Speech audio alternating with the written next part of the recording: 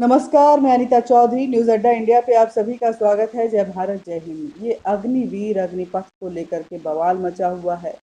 ट्रेनें जलाई जा रही हैं, जो संपत्तियां हैं राजस्व की, उसको नष्ट किया जा रहा है। पब्लिक प्लेसेस पे तोड़ फोड़ मचाई जा रही हैं। यहाँ तक कि बच्चों के स्कूलों को भी नहीं बख्शा जा रहा है। बच्चे रोज होकर परेशान हो रहे हैं। इन सब के बीच में जो युवा हैं, या सो कॉल्ड युवा बोले, उनमें से ज़्यादातर युवा उस उम्र को पार कर चुके हैं जो सड़कों पे उतरे हुए हैं, जिन्हें अग्निवीर के लिए पार्टिसिपेट करना है। लेकिन वो हंगामा मचा रहे हैं। इसके पीछे एक बड़ा नेक्सस है। बिहार और पूर्वांचल की अगर बात करें तो कोचिंग सेंटर्स की, जहाँ ज़्यादातर जो बच्चे हैं वो सेना में जाने को इच्छुक रहते हैं, खासकर अगर हम कहें सिपाही लेवल पे। और उनके लिए तरह तरह के, एयरफोर्स के लिए अलग से, बीएसएफ के लिए अलग से, आर्मी के लिए अलग से, नेवी के लिए अलग से, कोस्ट गार्ड के लिए अलग से, अलग अलग तरह की कोचिंग सेंटर जो हैं वो चलते रहते हैं। एप्लीकेशंस एंड रीजनिंग के लिए अलग कोचिंग सेंटर चलता है, फिजिकल टेस्ट के लिए अलग चलता है। ये सारे चलते रहते हैं और बहुत मोटी कमाई का जरिया है। ये उल्लू बनाते हैं वो लोग। बच्चे खुद इतने काबिल हैं कि वो कर सकते हैं। उसी कोचिंग सेंटर पे एक बड़ा प्रहार है ये अग्निपथ अग्निवीर, जहाँ से ट्रेंड युवा को, स्किल्ड युवा को, जो कि फिजिकली फिट है, मेंटली फिट है, एजुकेशनली फिट है, और उसके हाथों पे इतने पैसे हैं कि वो इकोनॉमिकली भी फिट है, ऐसे युवा को बाहर निकाल कर ट्रेन करके सरकार उन्हें इस दुनिया में, इस जॉब वाली, जिसको कि हम रोजगार वाली दुनिया कहते हैं, स्वावलंबन वाली दुनिया कहते हैं, उसमें उसके लिए तैयार कर रही है, ताकि जब वो मैदान में उतरें तो उनके पास विजन हो, उनके पास कुछ कर गुजरने की तमन्ना हो, उनके पास वो डिटर्मिनेशन हो, वो फ्रस्ट्रेशन में ना जाए, और साथ ही साथ उनके अंदर में वो राष्ट्रीयता की भावना भी हो, वो भारत माता के लिए प्रेम भी हो, अपने देश, अपनी जन्मभूमि, अपने समाज के लिए आदर भी हो, रिस्पेक्ट भी हो। यही एक परिकल्पना है इस अग्निवीर और अग्निपथ को लेकर के। लेकिन ये कहना भी गलत नहीं होगा कि सरकार आई तो इस बहुत खूबसूरत, जिसको कि मोदी का मास्टर स्ट्रोक नहीं बल्कि महामास्टर स्ट्रोक भी कह सकते हैं, उसको लेकर के। लेकिन तैयारियों को लेकर के शायद जब भी कोई पॉलिसी लेकर के आती है सरकार इस तरह की, वो इतनी ओवर कॉन्फिडेंट रहती है कि आधे अधूरे नॉलेज के साथ, आधे अधूरे पॉइंट्स के साथ वो लोगों को एक कहें कि वैक्यूम में छोड़ के चली जाती है। उस वैक्यूम का फायदा विपक्ष उठाते हैं और अराजक तत्व उठाते हैं, जिससे समाज में एक अजीब सी अहोपोह वाली स्थिति पैदा हो जाती है। आए दिन एक ऐसी स्थिति पैदा होती है जिससे दिल के अंदर हलचल मचा होता है, शांति है हर तरफ से भंग नजर अभी आती है, और जो हमारी राजस्व की संपदा है उसका सत्यानाश तो होता ही है। अब किसी भी प्रोटेस्ट का ये कौन सा तरीका है कि आप ट्रेन जला दें, आप बस जला दें, आप दुकानें जला दें, आप दुकानों पे तोड़फोड़ मचाएं? ये तो कोई तरीका हो नहीं सकता है, लेकिन ये सारा चीज हो रहा है। और इन सब के बीच में जैसे बाद में सरकार, चाहे वो राजनाथ सिंह हो, चाहे इस देश के आर्मी चीफ हो या एयरफोर्स चीफ हो, वो अपने अपनी बातों को लेकर के आए कि क्या है और किस तरह से उनको फायदा मिल सकता है। ये सारी स्थिति अगर वो पहले स्पष्ट कर दिए होते, या राज्यों ने जैसे बाद में तोड़फोड़ मचने के बाद ये ऐलान किया कि हम उन्हें किन किन चीज़ों में वरीयता देंगे, या होम मिनिस्टर खुद अमित शाह ने बाद में ये ऐलान किया, वो एक साथ ये ऐलान कर देते, उसके बाद ये हंगामा अगर होता तो उसके बाद देखी जाती। हालांकि हंगामा तो जरूर होता, क्योंकि आजकल गवर्नमेंट जो भी पॉलिसी लेकर आती है, हंगामा, उसके अंदर प्रतिरोध, उसका प्रतिकार, उसके लिए आंदोलन, उसके लिए विरोध, ये एक फैशन सा बन गया है। और फैशन में चक्का जाम और संपदा का विनाश, ये जो है वो टॉप मोस्ट जो फैशन का, जो हम कहते हैं ना कि शो स्टार्टर, वो शो स्टार्टर बन गया है। स्टॉपर नहीं है, स्टार्टर है ये। स्टॉपर तो डंडे होते हैं जो बाद में पड़ने शुरू होते हैं। तो सरकार को भी कहीं ना कहीं एक जगह पे थोड़ा सा अपने आप में आत्मचिंतन करने की ज़रूरत है कि पॉलिसी को लेकर के आना है तो किस तरह से उसकी रेकी करनी है, किस तरह से पहले से माहौल बनाना है, धीरे धीरे करके मीडिया में उसको इस्टेब्लिश करना है, समाज में उसको लेकर के एक जनमत संग्रह जो है वो तैयार करना है। वो जनमत की जो बातें हैं वो एक एक मत पर, एक प्लेटफॉर्म पे लाने की ज़रूरत होगी। और उसके बाद किसी भी पॉलिसी को अगर इम्प्लीमेंट करें तो शायद उसका फ़ायदा ज़्यादा होगा और वापस लेने की वो नौबत भी नहीं आएगी। क्या होगा इस अग्निपथ का, वो हम तो जानते हैं कि ये वापस नहीं होगा। और इसके लिए भर्ती की प्रक्रिया भी शुरू होने जा रही है जल्द ही, 24 तारीख से। और ऐसे में ये भी ऐलान कर दिया गया है कि जो लोग ये आंदोलन कर रहे हैं उनको कभी भी सेना में भर्ती नहीं मिलेगी। वो लोग शायद चाहते भी नहीं है कि नाम और देखेंगे, शक्ल देखेंगे तो वो लग नहीं रहा है कि वो सेना में भर्ती करने होने लायक भी हैं। खैर, ये मास्टर स्ट्रोक जो है, महा मास्टर स्ट्रोक कैसे है, इसको समझने की कोशिश करते हैं। अभी वामपंथी और देश विरोधी ताकतें इसको समझ भी नहीं पाई। जब जब वो समझेंगे और इसका विरोध तो हो रहा है और पुरजोर तरीके से विरोध करना शुरू करेंगे, तब तक भारत में एक फ़ौज तैयार हो चुकी होगी। एक तरफ विरोध होगा तो दूसरी तरफ इसमें 100% जो राष्ट्रीयता से ओत-प्रोत युवा जो हैं वो तैयार होंगे। इस योजना के समर्थन में भी हो जाएंगे और इसके भारत का हिंदू 2035 तक आंतरिक और बाहरी दोनों मोर्चों पर ताकतवर रूप से तैयार हो जाएगा, क्योंकि जिस एज लेंथ को यहाँ पे रखा गया है वो जोशीले होते हैं। और हिंदुओं को इसके अंदर जिस तरह से एकजुटता दिख रही है वो इसका विरोध करने को बिल्कुल भी राजी नहीं है और इसमें जाने के लिए ललायत हैं। ऐसा समझ में आ रहा है कि अब राष्ट्रीयता की जो एकजुटता है वो अपने आगाज को बहुत ही बुलंद तरीके से किया है और अंजाम जो है वो ताकत, शौर्य और मजबूती के साथ ही खत्म होगा। ये शायद कुछ लोग अभी भी नहीं समझ रहे होंगे कि ये महा मास्टर स्ट्रोक कैसे है। देखिए, 2023 से 2035 तक अग्निवीरों के एक अनेक जत्थे सेना में से वापस जब अपनी दुनिया में जाएंगे जॉब के लिए, स्किल्ड होकर के, मजबूत होकर के, अपने स्थानीय जगहों पर अपने 4-4 साल की सेवा देकर जब वो जाएंगे, मतलब लगभग 10 लाख अग्निवीर जो हैं वो पूरे भारत में तैयार हो चुके होंगे और अलग अलग जगहों में फैल जाएंगे। अग्निवीर सेना से अस्त्र शस्त्र की पारंगत हासिल कर चुके होंगे, अतः उनको निजी हथियारों का लाइसेंस आसानी से मिल सकता है।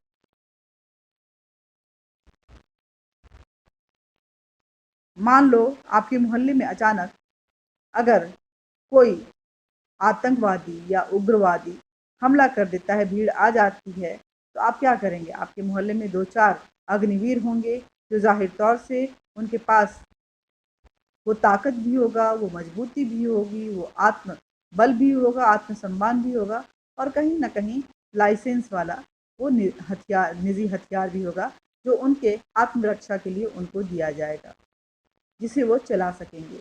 इस प्रकार इन अग्निवीरों से पूरा जो देश है वो अपने आप को सुरक्षित महसूस करेगा। मोदी ये आपके लिए सोचा है कि आपकी कितनी कल्पना, मतलब मोदी जी वो सोचते हैं जिसकी आप कल्पना भी नहीं कर सकते हैं और उसके बाद वो देश को किस तरह से मजबूत कर रहे हैं, जिहादी सोच से वो किस तरह से उसकी रक्षा कर रहे हैं, ये उग्रवादी आतंकवादी सोच से वो किस तरह से इस देश को बचाने के लिए एक फ़ौज तैयार कर रहे हैं जो पैरेलल फ़ौज के तौर पे काम आएगी। अगर देश में कभी आक्रमण भी होता है तो हमारे पास हथियार को हैंडल करने वाले लोगों की कमी नहीं रहेगी। और नॉर्मल सरकारी नौकरी में लगभग 25 से 30 साल की उम्र हो जाती है। 21 साल बाद आकर वो आप अपने आप ही दूसरी सरकारी नौकरी या अन्य प्राइवेट सेक्टर में नौकरी ले सकते हैं। अग्निवीर जोशीले और जाबाज होंगे। देश कुछ सालों तक मोदी जी की स्कीम को चलने लगा तो भारत को हिंदू राष्ट्र घोषित करने में कोई देर नहीं होगा। हालांकि मैं इसके पक्ष में नहीं हूँ। ये राष्ट्र है और यहाँ पे हिंदू रहते हैं, मुसलमान भी रहते हैं और हर समुदाय के लोग रहते हैं। इस वो राष्ट्रीयता से ओत-प्रोत हो जाएं, यही बहुत है हमारे लिए। अग्निवीर स्कीम में कोई जॉब नहीं, जज्बा है। आज से 10 साल बाद लाखों ट्रेंड सैनिक हमारे समाज में, हमारे घरों में होंगे जो हमारे समाज और हमारे घरों की रक्षा के लिए और हमारी भाई बहनों की आत्मरक्षा के लिए बेहद मजबूती के साथ खड़े रहेंगे। बॉर्डर पे भी सैनिक और देश के अंदर घर घर में समाज में भी सैनिक होंगे। वेतन से आधे पैसे पर घर में आराम से वो काम करते रहेंगे, चलता रहेगा उनका जो उनकी व्यवस्था जो है वो चलती रहेगी। आधा पैसा बचेगा। कुल मिलाकर 4 साल बाद 18 से 20 लाख तक की रकम की व्यवस्था उनके पास रहेगी। उसके बाद 22 साल के लड़के के पास आजकल आपने देखा है कि इतने पैसे होते हैं? नहीं होते हैं ना।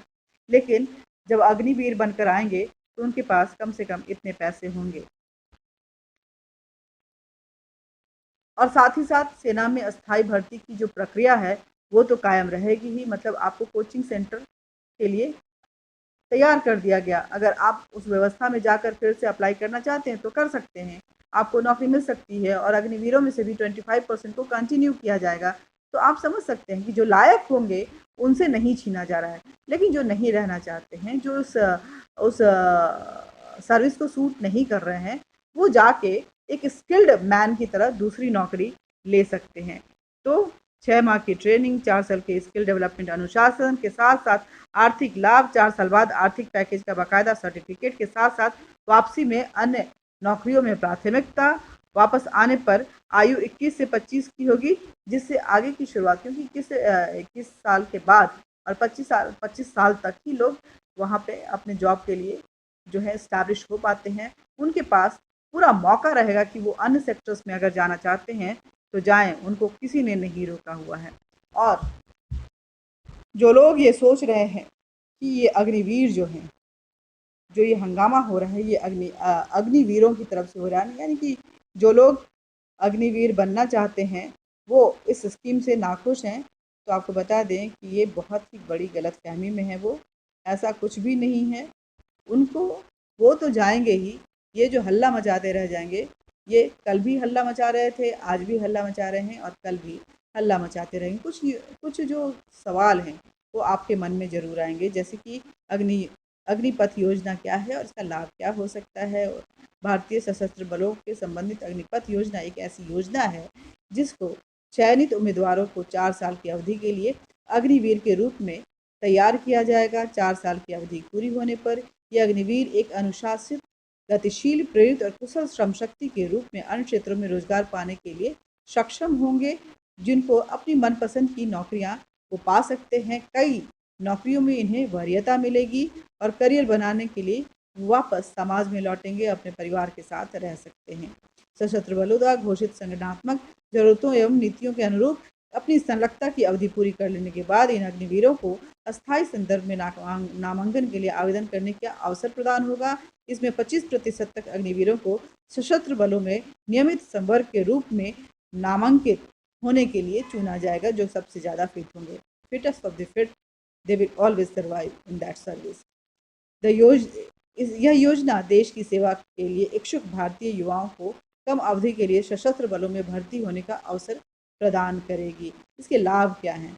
इस प्रस्ताव के तहत युवाओं में काफ़ी कम अवधि के लिए सेना में कार्य करने का अवसर तो प्रदान होगा ही, साथ ही वो बहुत स्किल्ड होकर बाहर निकलेंगे, जो मेंटली फिट होंगे, फिजिकली फिट होंगे, इकोनॉमिकली फिट होंगे और जिनके अंदर डिटर्मिनेशन होगा, जिनके अंदर एक डेवलपमेंट के लिए डिवोशन होगा, कंट्री के लिए वो मर मिटने को तैयार रहेंगे और राष्ट्रवादिता जो है उनके अंदर कूट कूट कर भरी रहेगी। इस कदम के जरिए सशस्त्र बलों में युवाओं और अनुभवी कर्मियों के बीच एक अच्छा संतुलन पैदा करने की कोशिश की गई है, ताकि दोनों के बीच एक सामंजस्य बैठे और तकनीकी रूप से सक्षम युद्ध लड़ने वाले सैन्य बल को तैयार किया जा सके। इस योजना के व्यापक उद्देश्य क्या है, ये सवाल आपके मन में होगा। उद्देश्य क्या है ये समझना जरूरी है। सशस्त्र बलों द्वारा युवा छवि को बढ़ाना, ताकि वे जोखिम लेने के लिए बेहतर क्षमता के साथ समय पर अपने आप को सर्वश्रेष्ठ युद्ध कौशल से लैस कर सकें। देश की तकनीकी संसाधनों का लाभ उठाते हुए उनकी तकनीकी सीमाओं से लैस उभरती हुई आधुनिक तकनीकी का प्रभावी ढंग से उपयोग करने, उन्हें अपनाने और उनका उपयोग करने हेतु समाज से युवा प्रतिभाओं को आकर्षित करना, यही अग्निपथ अग्निवीरों का लक्ष्य है। थोड़े समय के लिए उन्हें वर्दी में राष्ट्र की सेवा करने के लिए इच्छुक युवाओं को अवसर प्रदान करना है। युवाओं में सशस्त्र बलों के जोश, साहस, सौहार्द, प्रतिबद्धता एवं समूह की भावना की आत्मघात उत्पत्ति जो है वो उसके अंदर फूट फूट कर भरने की एक एक कोशिश है। युवाओं को अनुशासन, जोश, प्रेरणा और कार्यकुशलता जैसी योग्यता के गुणों से लैस करना है। इस योजना से कौन से लाभ अर्जित करने की परिकल्पना की गई है, ये सवाल जरूर आपके मन में उठेंगे। यह योजना सशस्त्र बलों, राष्ट्र व्यक्ति विशेष और व्यापक पैमाने पर समाज के लिए बेहद उपयोगी साबित होने वाला है। राष्ट्र सभी क्षेत्रों की महिलाओं सहित युवाओं के समान अवसर के साथ विविधता में एकता पर आधारित राष्ट्रीय एकता का ये पुनर्रूप है। नागरिक समाज से सैन्य मूल्यों के साथ सशक्त, अनुशासित और कुशल युवाओं के माध्यम से राष्ट्र निर्माण की एक कोशिश है। सशस्त्र बल क्या होता है? बदलती परिस्थितियों के अनुरूप ऊर्जावान, स्वस्थ, विविधतापूर्ण, अधिक प्रशिक्षित और सशक्त युवाओं के साथ परिवर्तनकारी विकास के जरिए युद्ध की बेहतर तैयारी के लिए जो लैस होता है वही सशस्त्र बल होता है। एक सख्त एवं पारदर्शी चयन की प्रक्रिया के जरिए सर्वश्रेष्ठ प्रतिभा का चयन किया जाएगा।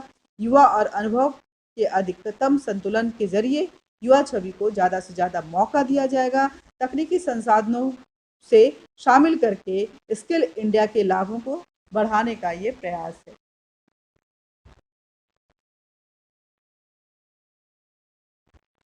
अब सवाल ये उठता है कि इस योजना से सशस्त्र बलों की संरचनात्मक जो तैयारियां हैं उन पे क्या प्रभाव पड़ेगा। इस योजना से सशस्त्र बलों की संरचनात्मक प्रभावकारिता बढ़ेगी। एक युवा छवि जो कि कम घबराहट के साथ लड़ाई के मैदान में उतरने की दृष्टि से अधिक योग्य होता है, वो उससे लैस होने की वजह से यह उम्मीद की जाती है कि इन कर्मियों की जोखिम लेने की क्षमता जो है वो अधिक होगी, मतलब डिप्रेस्ड नहीं होंगे, फ्रस्ट्रेटेड नहीं होंगे, मेंटल इलनेस जो है वो कम हो सकता है। प्रौद्योगिकी के समावेश और प्रशिक्षण कार्यक्रम में सुधार के साथ सशस्त्र बल यह सुनिश्चित करेंगे कि इस योजना के तहत शामिल किए गए कर्मियों के पास वही कौशल हों जो कि संचालनात्मक चुनौतियों से निपटने के लिए जरूरी हैं। चूंकि सशस्त्र बलों की प्रशिक्षण संबंधी मानक स्पष्ट रूप से परिभाषित होते हैं और उच्चतम अधिकारियों द्वारा इसकी निगरानी की जाती है, यह सुनिश्चित किया जाएगा कि अग्निवीर उच्चतम पेशेवर मानकों पे खरा उतरे। क्या अग्निवीर स्थायी संवर्ग के नामांकन के विकल्प चुन सकते हैं? सशस्त्र बलों, ये भी सवाल है। सशस्त्र बलों द्वारा घोषित संगठनात्मक जरूरतों एवं नीतियों के अनुरूप अपनी संलग्नता की अवधि पूरी कर लेने के बाद सभी अग्निवीरों को अस्थायी संवर्ग में नामांकन के लिए आवेदन करने का अवसर प्रदान किया जाएगा। इस आवेदन पर एक केंद्रीकृत, पारदर्शी, सख्त स्क्रीनिंग प्रणाली जो कि सेवा के दौरान योग्यता और प्रदर्शन के आधार पर आधारित होगी, उस पर विचार किया जाएगा। मौजूदा नियमों और शर्तों के अनुसार अस्थायी संवर्ग में नामांकन के लिए 25% तक अग्निवीरों का चयन किया जाएगा। सशस्त्र बलों के आगे नामांकन के लिए अग्निवीरों का चयन निर्धारित नीतियों के माध्यम से सरकार के विशेषाधिकार क्षेत्र में होगा। फिर सवाल उठता है, इस योजना की तुलना अन्य देशों से क्यों हो रही है और कैसे होनी चाहिए? विभिन्न विकसित देशों में अपनाई जा रही सर्वश्रेष्ठ परिपाटी को अपनाने के लिए इन देशों में सशस्त्र बलों की कर्मियों की सेवा में शामिल करने और बनाए रखने और उनकी सेवा से मुक्त करने की कार्यप्रणाली का सर्वाधिक सावधानीपूर्वक विश्लेषण हुआ है। उसके बाद कई देशों ने इसको इम्प्लीमेंट किया हुआ है, जिसमें इजराइल नंबर 1 पर। इजराइल का एक एक शहरी जो है, नागरिक जो है, वो आर्म ट्रेंड होता है, उसके लिए मस्ट है, अनिवार्य है। और यही वजह है कि चाहे जितने भी चौतरफा प्रहार इजराइल पे किया जाता है, लेकिन इजराइल मजबूती के साथ उभर कर सामने खड़ा होता है, क्योंकि उसका एक एक नागरिक जो है वो सैनिक है। उस वक्त में वो सैनिक बन जाता है। हमारे यहाँ भी कुछ ऐसी ही तैयारी चल रही है, क्योंकि दुश्मन एक नहीं है। एक तरफ पाकिस्तान है, तो दूसरी तरफ चीन है, तीसरी तरफ तालिबान है, चौथी तरफ न जाने और कितनी ही देश जो हैं वो घात लगाए बैठी हुई हैं। अमेरिका इकोनॉमिकली गिराना चाहता है, चीन खत्म करना चाहता है, यूरोपीय देश जो हैं भारत पे हावी होना चाहते हैं और छोटे-छोटे जो हमारे आस-पास के देश हैं उसका इस्तेमाल करते हुए हमारे आंतरिक सुरक्षा में ठेस पहुंचाना चाहते हैं। ऐसे में ज़रूरी है कि हमारे पास आंतरिक सुरक्षा के लिए इस तरह के कर्मवीर जो हैं, जिनको हम अग्निवीर का नाम दिए हैं, वो अग्निपथ पे चलते हुए मजबूती के साथ तैयार होकर देश और समाज की सेवा में लग जाएं।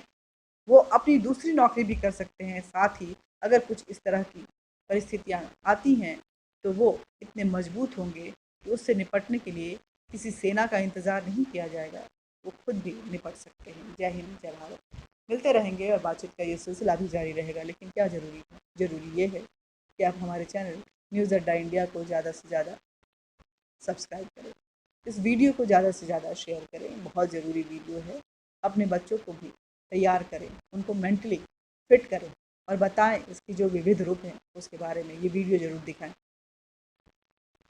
लाइक कीजिए, अग्निवीरों का मनोबल भी बढ़ेगा और हमारा भी मनोबल बढ़ेगा।